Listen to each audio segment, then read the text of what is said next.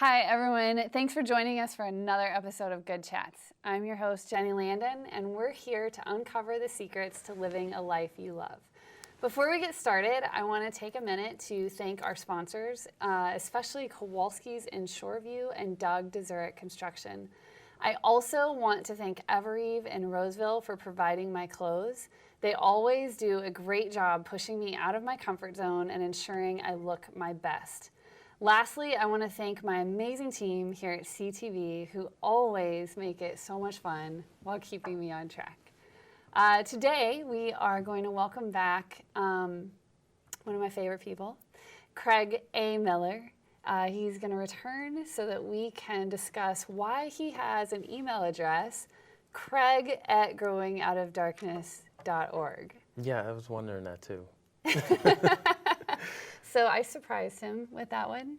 No, he knows. He has this email. So a few weeks ago, I guess a month ago or so, Yep. Craig and I did an event together in New York. And after a year of me slowly sending messages and calling and stalking, I being very have a hard time persistent. trusting people. Is that what it is?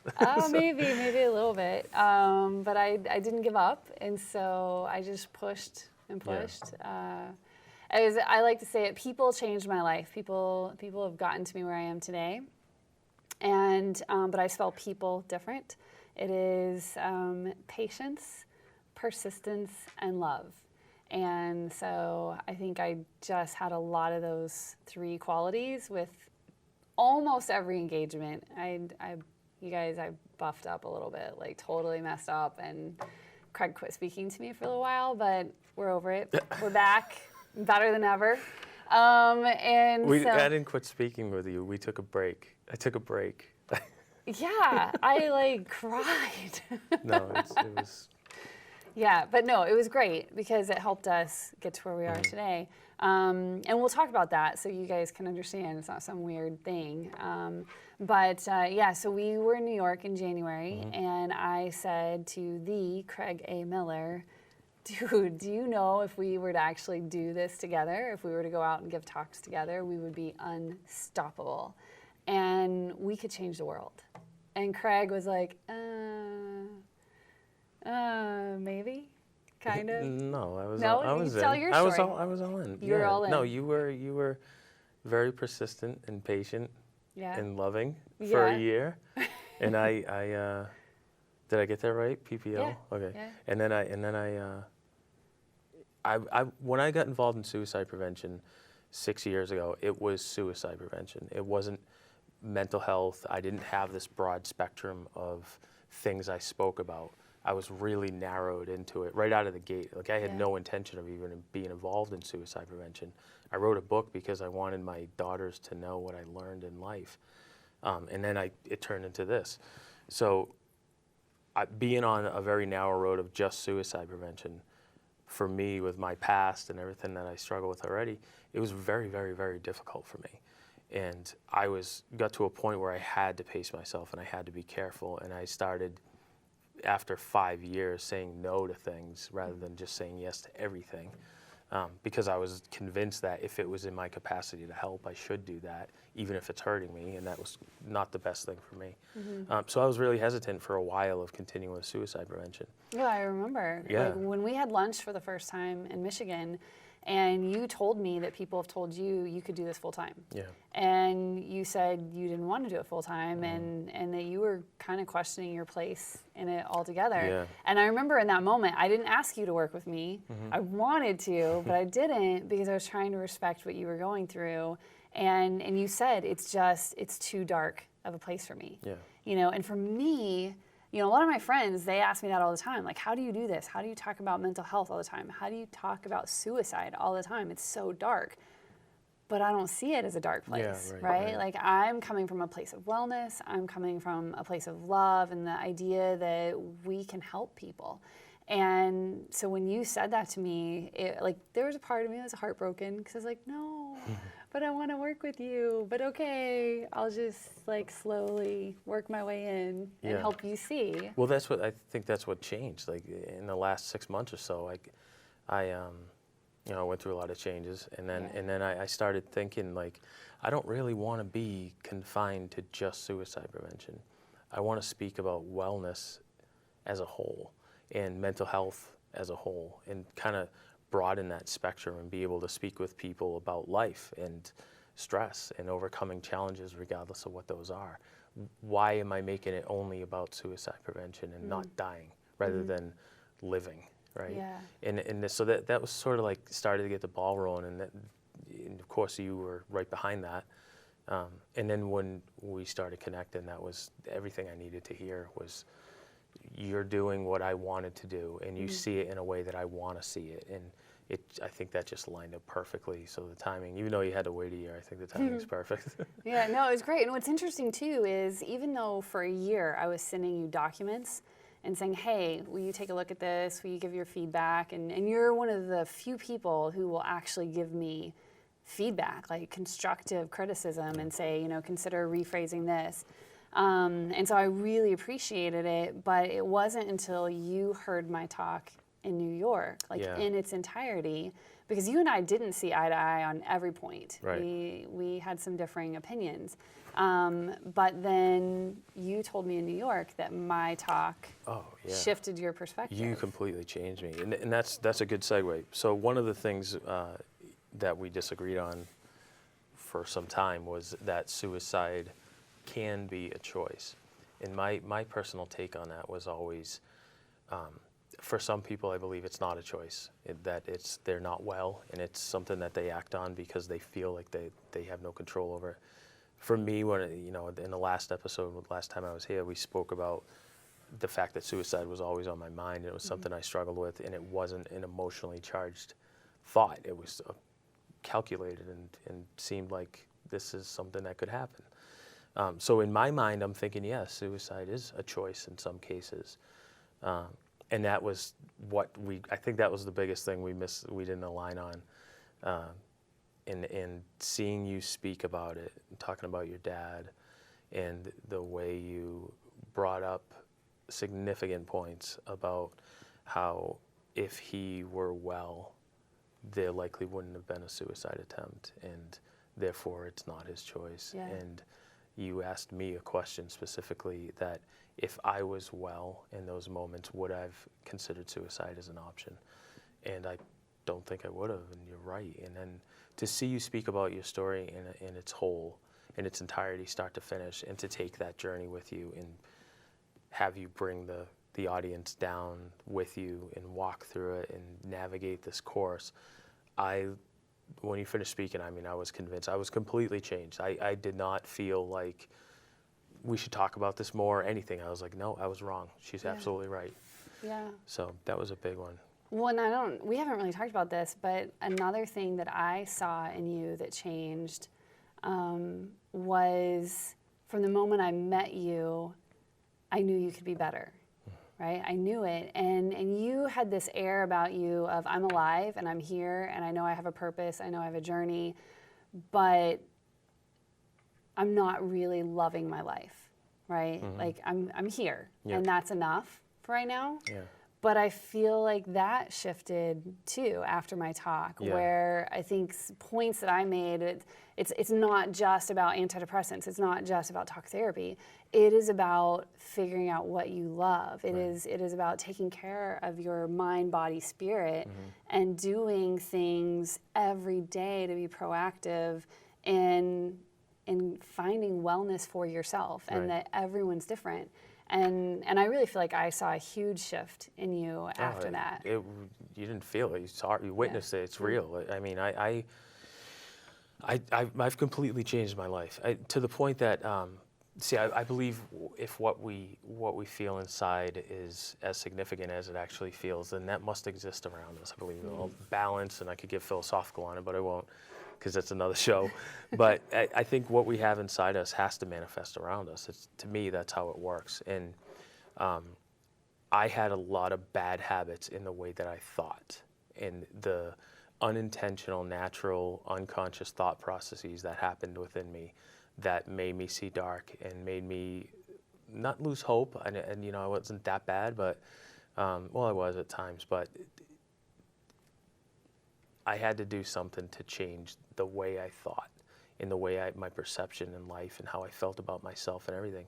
So to do that, I not only was very conscious of every thought that I processed, but I literally changed everything in my life. I mean, just about everything, with the exception of my family and my career.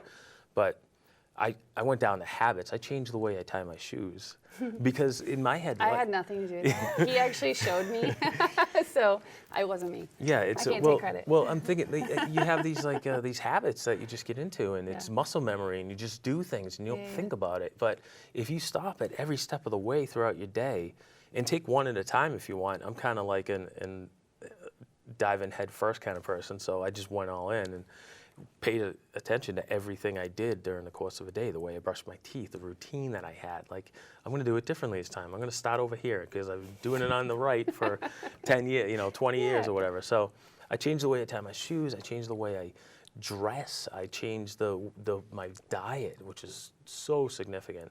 Huge Yeah, I remember we used to have conversations where you're like, yeah, on my way home from work, I stopped and picked up Lucky whatever Charms. favorite ice creams or whatever, and I was like, yeah, okay, I support you in this. Yeah, no, that was not good, because I wasn't eating healthy at all. But in what, 5 weeks or so, I mean, there's been incredible change, incredible changes. So. I know. When I picked you up from the airport, I couldn't believe it. I mean, because you've lost a significant amount of weight. Yeah, like 21 pounds. Wow. In 5 weeks. 21 pounds.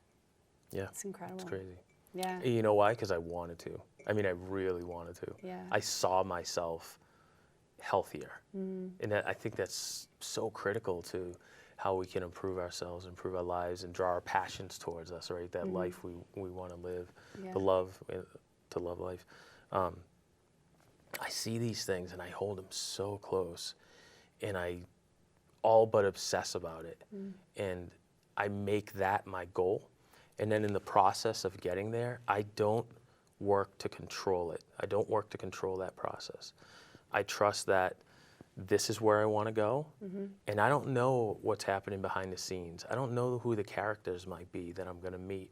I don't know what they might say to me or what I might say to them, or the scenarios that might happen, and all the things that are so unpredictable in life. I just know where I want to go, and that's what I'm going to stick with, and that's what I'm going to believe in, and that's what I'm going to draw towards me and let myself be guided to. And then I trust in the process along the way. Yeah. But that visual is what I hold sacred, and that's truly changed my life, being able to think like that. When we were talking about that this morning, of how powerful those phrases, like phrases that either we tell ourselves or that someone tells us or even speaks of us, that if they determine our future, I talk about this a lot, like when Kaylee was born, my first daughter was born, in all honesty, I was terrified. I was terrified of having a girl. I really wanted a boy. I'm so glad, Kaylee, I love you. Let's be clear, I'm so glad you're a girl and I love you. But in the moment of her being born, I was terrified because I had had such an unhealthy relationship with my mom that I thought I'm destined to have that same relationship with my daughter. And I don't want it. And I kept thinking, I don't want that, I don't want that, I don't want that. And I was fortunate to go and see one of the few therapists that I've worked with who really made an impact on my life. And I saw him and I confided in him, like, these are the fears that I'm having and these are the struggles I'm facing. And every single decision I make is going to impact this child, right? And he said to me, Jenny, whatever you focus on is what's gonna happen. So if you're focused on what you don't want, that's what you're going to get. But if you're focused on what you do want, that's what you're going to get. And I didn't walk out of there a changed person, but those words stayed with me. And I really started trying to be very intentional about focusing on, I want a relationship where my daughter and I, like, it is a bond that no one can break. There is a trust and a love that doesn't compare to anyone else's. It is beyond anything I've ever experienced. And I can't say I've been perfect at it, but I do try to stay in that mindset, because I think, when we are focused on what we don't want, or we're focused on what we think we deserve, or what we think we're capable of, and we're selling ourselves short, we're going to end up there. Right. And I think what's critical about that too is it isn't just if you think bad thoughts, bad things will happen, right? It's more like if you think things are negative, you will see them as negative. Yeah. Your own perception will become that, right? So regardless if the situation looks that way from people on the outside, it will look that way to you, and likely the other person involved, the other people who are involved in it. Yeah. So it's critical, like, you know, we not focus too much on being afraid of bad thoughts, but we focus more on thinking about how we really want to see things and how we want to feel things, and let that that come into our lives and how we want to perceive it all. That's really what's critical about thinking bad thoughts too. And so that's really great that you saw that. Thank you. And I want to point out that this has not been a one-way relationship of like I swooped in and changed Craig's life by any means, because that's, as I said in the last episode, I knew from the moment that our paths crossed that we were supposed to be together, that we were supposed to work together. And for me, and I said this to Craig recently, I said, I knew from that day that we had lunch and you told me your story that I wanted to save you. And what I didn't expect was how you were going to save me. And I mean that in, like, since we started working together, it has been so profound. Like, just, my whole family hears this all the time. I'm like, I'm on fire. My brain is on fire. Like, everything is just amazing. Yeah.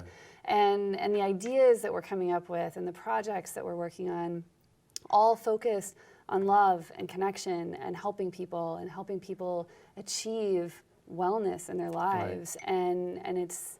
That's primarily been my observation since getting involved in suicide prevention 6 years ago, where my whole platform was built on this philosophy of the balance between mind and heart, or trust and belief, and take the trust and belief out of it and call it mind and heart. That is how suicide prevention is managed today, and not even within the United States. It's globally. There's such a panic and such a stigma associated with mental health and suicide prevention that, from my observations, there is a severe lack of heart in suicide prevention. And before I get exiled from the community for saying that, let me explain what I mean, because there is certainly a lot of people with heart in suicide prevention. I think the majority of what's presented for solutions and ways to navigate and programs and all the evidence-based research that we come up with in suicide prevention to help reduce suicide, first of all, it's not working. But secondly, the majority of it is based heavily on academics and science and research. And I'm not saying there's not heart in that, but what there really isn't is lived experience. And when I look at, like, the mind and heart, and that's what keeps us balanced as human beings, you can apply that to absolutely anything in life, especially with suicide prevention, something so serious and where there is that incredible amount of heart in people, but we don't weigh the lived experience, and we've yet to truly value lived experience as much as we value the mind and the science of suicide prevention. So that was like a big driving part of me, and then to team up with you and watch you speak and hear your own philosophy and everything, that's where you stand. And for me, it was like, wow, there's a light here. Like, oh my goodness. So that was, it was enlightening to meet you and then see what you really stood for and how you are. And it was a no-brainer for me to be like, of course I want to work with you. So it was a big deal, yeah. Yeah, and I think what really separates us, and again, not putting anyone else down in any way, but I think what has been a driving force for me, and you're completely in alignment with, is there has been so much emphasis on just keeping someone alive, right? Just stopping the suicide. And because of that, we're constantly approaching this from a place of fear. People are so scared. People don't know how to respond. They don't know how to interact with someone if they think they're suicidal. Even unintentionally, right? Yeah. They're not coming at it fearful. They don't know they are. Right. But that's in the message. I think even advocates and professionals, when they hear that someone is suicidal, the first place they go is a place of fear. right? The first place I go is a place of love, right? I mean, I've had multiple people reach out to me over the last few months that have let me know that they're not well. And rather than getting sucked into this place of like, oh my gosh, they could die, right? That's not going to do them any good. I immediately go into, here's all the reasons I love you. Here's all the reasons that I need you to stay here. And if you can't stay for you, if you can't see those reasons, then I need you to stay here for me. I will be selfish. I will be selfish. And it's not to make them feel guilty. It is me, again, that persistence and patience and love that I message them regularly, you know, and check in and say, like, I love you. I have stopped being afraid of saying I love you. For anyone who has not noticed on this show, I'm not afraid anymore, right? And I just think, like, if we lived in a world where people weren't afraid to say those 3 words, how different this environment would be. And I think you're a much bigger and a more optimistic thinker than me, because I would be happy with people just discussing their mental health at a lunch table. They don't have to confess love, right? Which is beautiful, and it should be there. But imagine people at a lunch table at work, like I'm sitting at work, and someone brings up how their cholesterol is high, or they have this medical thing that they're comfortable with sharing. And everybody's got a solution. Oh, have you tried this food? Or I talked to this person. It's everywhere. Yeah. But if you bring up, like, you know, I haven't been sleeping for 2 weeks because I'm so anxious, everyone shuts down. Like, you don't talk. And we all, this is like mind-blowing to me that we are all human beings. We all have the ability within us, the only species on the planet who can laugh and cry. We know what it's like to feel. We know what it's like to hurt. It doesn't matter what culture we're from, what language we speak, what our background, it doesn't matter. We know what it's like to feel. Yet we don't talk about that with each other at all. It just, I don't get it. I don't understand that. Imagine how quickly we could evolve consciously, emotionally, all the way through, if we would share our information with people. Right. But in a safe and healthy way, in a constructive way. Of course, because you and I have had this conversation before, and I told you, you know, I mean, like, I think back to my mom who openly shared how she felt, openly shared her struggles. She had this group of friends, but it was more this competition of who has it worse, you know? Yeah. And I'm seeing that with kids a lot. I'm seeing a lot of teenagers where they're pouring into each other all of these emotions that are really dark. And they're all struggling, and they're all feeding off of each other in a really dark place, rather than saying, like, yeah, I haven't been sleeping well and I have anxiety, of then looking at, well, what are some options? What are some solutions? You know, or like, is maybe the food you're eating disrupting you? Do you need more exercise? And some of these seem so basic, common sense that people just take it for granted, or they dismiss it as like, oh, I've heard that before. Great, you've heard it. Have you implemented it? Right. Have you tried it? Right. Tried it for a length of time that you've truly given it a shot. And not 2 days. have you done, like, you know, I mean, like, you did a dramatic food change, and you had the ability to do that and sustain it. Don't try to do something that's so out of your reach that you can't do it. Right? Find what works for you, and that's whether it's your food, whether it's your exercise, getting into hobbies, things like that. Explore, right? And figure out things that actually help you to feel better. If all we're doing is sitting around and talking about how miserable we are, we're going to stay miserable. Right. But if we're actually trying to find solutions Right. and not get defensive when someone offers a solution, because I think that's another big thing. The other part of implementing change like that is that when people want it quickly, they often do that in desperation, right? Which is somewhat of a fear-based emotion to begin with. But it's essentially out of fear. It's like, if I don't fix this, things are going to get worse. Or I'm in crisis, I need to fix this right now, regardless of what it is. If it's just minor depression, or if it's all the way to suicide, or just any type of mental wellness. But instead, if you could view it from the perspective of being healthy, like, not that I want to get out of this situation, dismiss that. That doesn't help you at all. Right. It might get you out of that temporarily, but that's not lasting. What's lasting is, I want to be better. I want to improve myself. Right. I want to improve my situation in my life. And you focus on that, and you stay on that. And you let the fear fall, and you let the past fall behind you. And you let the things you struggled with fall, and let them go.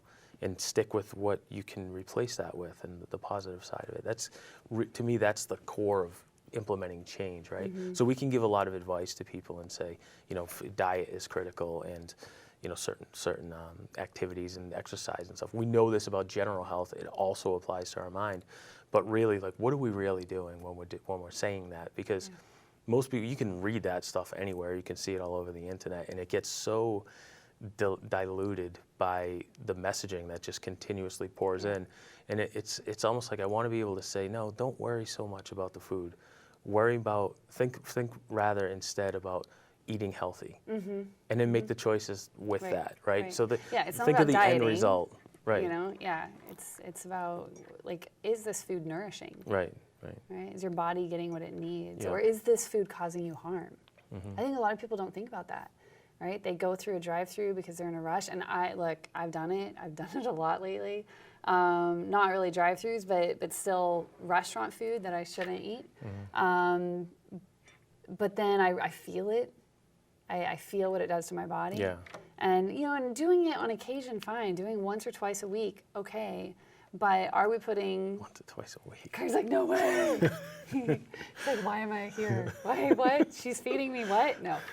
I made a home-cooked meal last night. Yeah, you did. It was very good. Yeah. So, but okay, so we're getting short on time already again, and I already asked you what it means to live a life you love. So we're gonna not do that, but I'm gonna ask you.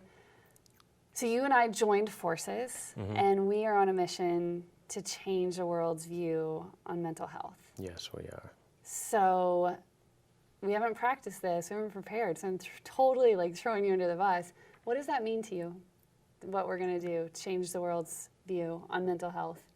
He's like, oh no. In 4 What? minutes? In 1 minute. We have like 16 pages of a I plan know. here. This Yeah. so just the How bullet should points. I think why should people reach out to us?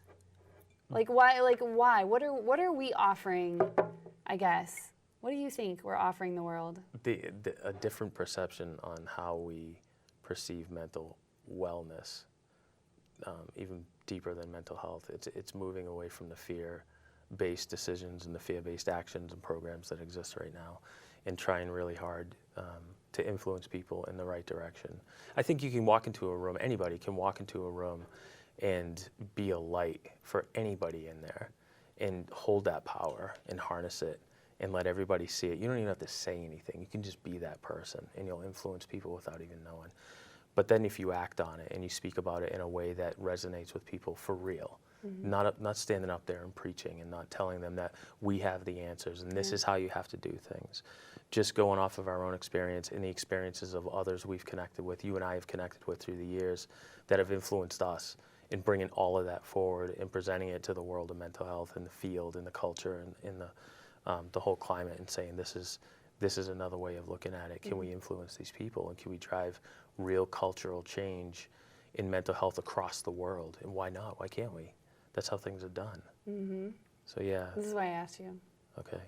He's very good with words. I love it. I will add, too, you kind of touched on a little bit, I think one thing that you and I are both very aware of and very in tune, and we always share this with people in our own way of saying it, but neither one of us believe we have all the answers. Right. No, yeah. However, both of us are constantly striving to find the answers. We're constantly seeking and reaching out to people and asking questions, and both of us want to share those answers with as many people as we can, because each answer might resonate differently with a different person. And to add to it, it's not only just finding those answers and sharing them with people, it's also accepting the feedback from the people we give the answers to, and maybe we're not right. Maybe we believe that what this person said is right, and then we bring it to someone else, and we let that influence us. And that's what I think is really important about driving real and lasting change, is being open to that all along the way, and admitting we do not have the right answer. Nobody has the answers. There are no experts in suicide prevention. If there were experts, we would not have suicide. Nobody is an expert in suicide prevention. You might be an expert in your particular fields of study or the particular study you worked on, but you're not an expert in suicide prevention and ending suicide. That doesn't exist. But together, we can learn as much as we can about it and really drive that change in people, and that's what I hope we can do. We're going to. Yes, we will. Okay, we are out of time, so let me wrap up. Thank you again for Thank you for joining having me back out. We've started a new tradition, as many of you know. Here at Good Chats, we're now closing the show by dedicating each episode to an individual who continuously strives to live a life they love, and they often help others do the same. If you know someone who you'd like to nominate to receive this dedication, please email us at goodchats@growingoutofdarkness.org. Today, we are going to be dedicating this episode to a friend, to both Craig and myself, Jody Fry. Jody is an incredible wife, mom, and friend. In addition to that, Jody has put in countless hours developing programs that are focused on helping individuals better understand mental health and how to support it. Jody, Craig, and I both want to thank you for everything you do to support others. And Craig is going to help us figure out how to listen to, what are we listening to? Podcasts. Yes, he's going to help us. Oh, we're off to a slow start. Oh, shoot, we're in trouble, Jody. So you and I will become experts soon. But please know this world is a better place because of you. All right, everyone, thanks again for joining us. And until next time, be good to yourselves and to others.